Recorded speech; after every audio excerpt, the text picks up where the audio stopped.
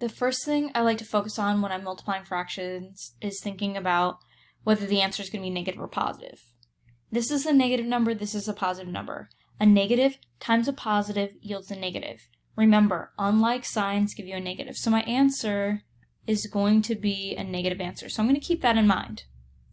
Now what I'm going to do is I'm going to change -7 to a fraction since I'm multiplying the -7 by a fraction. So all I do to change this to a fraction is I put it over 1. You can change any integer to a fraction by putting it over 1.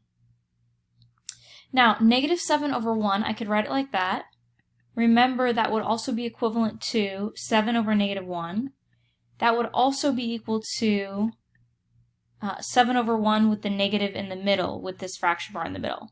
You have to, in 7th grade, understand that this gives you the same answer as this, which gives you the same answer as this, because -7 divided by 1 is -7. 7 divided by -1 is -7. And -7 over 1 is also -7. So these are all equivalent forms of -7. Now take a look at what happens when you multiply across. -7 multiplied by 9 gives me -63. And then 8 times 1 is 8.